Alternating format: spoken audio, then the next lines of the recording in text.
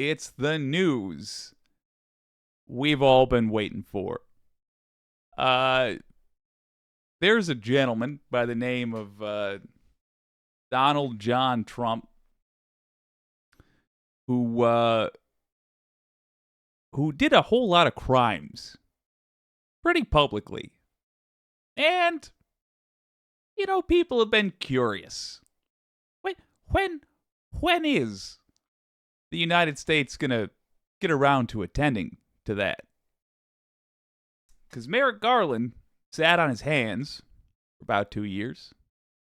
And then he handed off the investigation after Trump was allowed to announce that he's running for president again. Merrick Garland handed off that investigation to a gentleman by the name of Jack Smith. And let me tell you, Jack Smith... That's my boy! Yeah! Yes, indeed. Hey, here's Ari Melber with an update on Jack Smith's work. Is the Department of Justice targeting Donald Trump for indictment, which would be the first federal indictment of any former president? Well, there is new reporting on that score today that Donald Trump is a target in the documents case at DOJ. Now, more than one reporter or outlet has discussed this possibility. The Guardian reports, according to two sources, that, quote, federal prosecutors have formally informed Trump's lawyers last week that he is a target of the criminal investigation, specifically in the documents probe. Now, what is Donald Trump's response to this? That is something obviously worth including. And Donald Trump was speaking to New York Times reporter Maggie Haberman about this question. And as I mentioned, that more than one reporter has sort of raised this or sourced it. And she posted today, quote, when I asked if he had been told he's a target, he demurred, saying he doesn't talk directly to prosecutors. As noted, that's not a full denial. Now, the Guardian story is making major waves tonight, as I mentioned earlier in the broadcast, and as I reiterate now, MSNBC and NBC News have not confirmed that the DOJ has instructed Trump's lawyers that he's a target. Real quick, though, before I know, Ari's being coy. Ari's being responsible. That's neat. Just going to pop over to True Social real quick. Here's famous liar Donald Trump.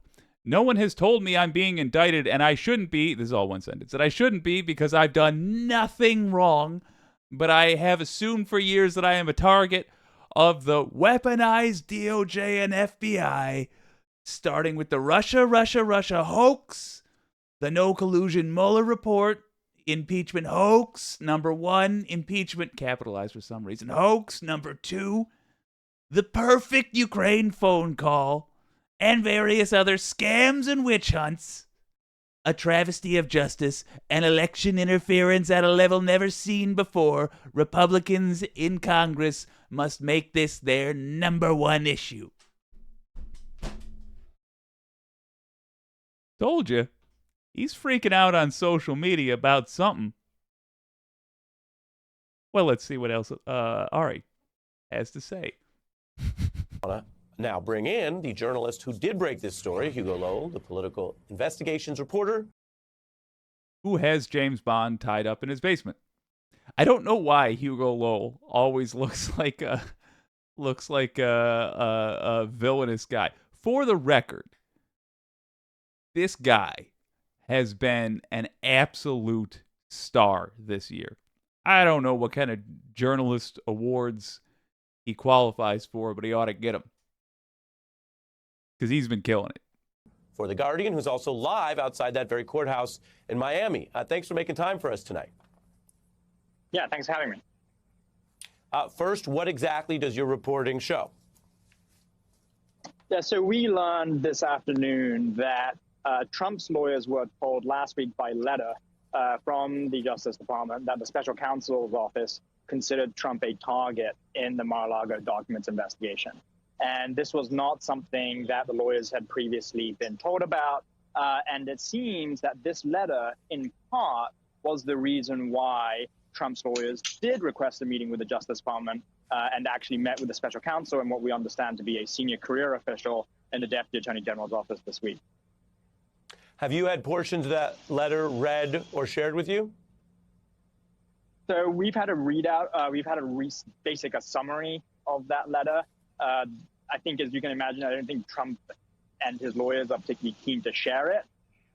It's been a very close hold. And I think part of the reason why we're so confident in the designation being applied to Trump is because, from what we understand, several of Trump's top lawyers and senior advisors had a long conversation this afternoon about how to manage the fallout of this letter. And they were trying to minimize how many reporters were going to do a story on it. And Trump himself was really not keen for this to be reported out. And I think when we learned that, we were pretty confident that Trump has been designated a target. Real quick. Genuinely here. Here's what the what you can do about this is going to be. And think about if you've got any real young people in your life, if you got any kids or nieces or nephews or grandkids, young folks that don't, they're like, I'm talking, they don't really know how the world works yet. They're still learning. Consider them and write down your observations about this moment in your life. I'm not saying your observations about them in this moment in your life. I'm saying one day they're going to ask you what all this was like. This is a moment where what America will be is set. This is where America is choosing a path. It's where a bunch of people who feel like the two of those guys look are piecing together that we have not been holding some of the most dangerous people in existence accountable. So, it looks like, and baby, we're playing the whole clip. But I want to pause it here. Consider it symbolic of taking a pause in your own life and writing down your thoughts, your feelings, your observations, the general vibe. I want to pause it here to make it crystal clear that if you feel like, why is this news? If you if you feel like this wouldn't be news with anybody who doesn't have more than $1 million in the bank, you're right. Wouldn't be.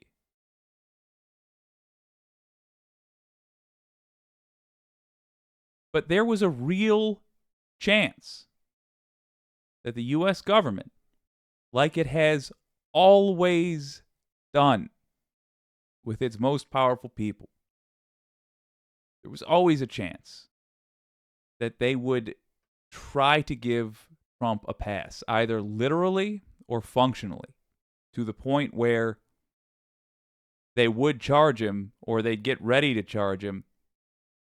But they would say something like, it'll only be after we conclude the trials of these other people. Because, and here's the obscure legal thing that I'm going to reference to use as an excuse. Oh, he got reelected president because he said that he was being unfairly treated by the FBI, and enough people believed that. Oh, he just pardoned himself and everybody else. There was a chance of that. Not no more. When you say you're confident, of course, we respect and understand confidentiality of sources and the careful way that The Guardian and you have reported and quoted this. We have on the screen, Guardian, Trump lawyers told he's a, quote, target in special counsel probe. Within and with respect for that, is there anything else, Hugo, you can tell us, share with our audience about why you're confident? For example, if you have two sources who have no regular contact with the investigation, right, or the defense side or DOJ. Generally, a journalist would feel less confident about going on a big story than folks who are closer to it. So with respect, is there anything more you can share with us there? Yeah, look, the lawyers that we spoke to and the people that we spoke to who are in Trump world kind of alluded to the letter early in the day. And then when we tried to run it down, we were informed by a very, very senior advisor to Trump on the campaign side that the letter was genuine. And then we were also advised by a second source who straddles the campaign and the legal team in some sense that the letter was genuine. And when we put to them that we would be reporting this story, they did not wave us off. And then subsequently, we were also able to get more confirmation that the letter was genuine.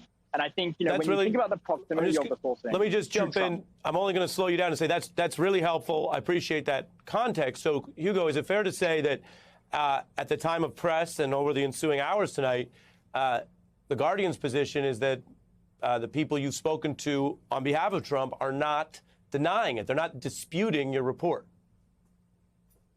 No one has disputed our report, and we've run it by several people in Trump's orbit. And I think I should kind of add that Trump world's thinking about the documents case has shifted in the last 24 hours. I think there was a lot of confusion, just like everyone else, why there was now a grand jury in Florida taking evidence in this case. And that mindset has now shifted to, we believe that an indictment is likely to come out of the Southern District of Florida, and that potentially maybe even Trump is the target in Florida. Oh, it's beautiful.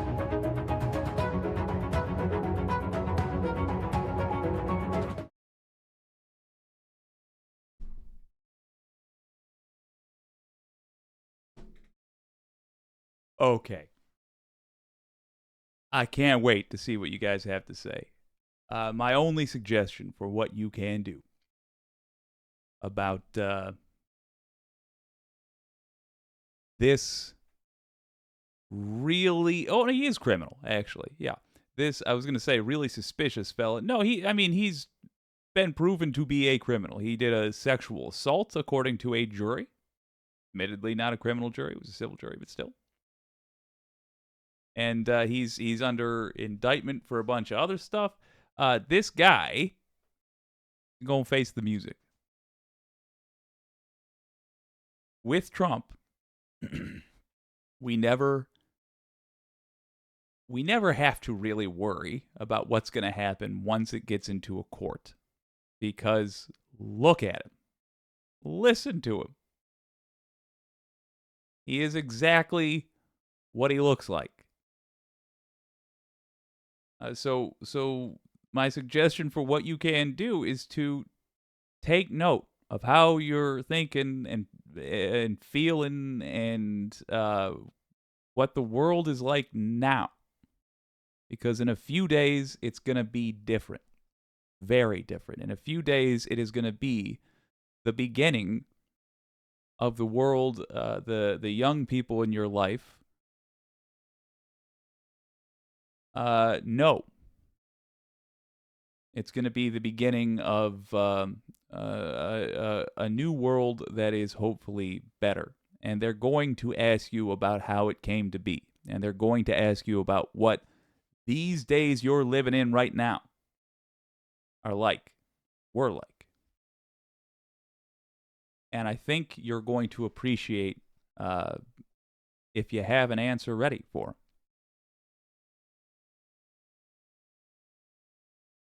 I think we're on the eve of victory, folks.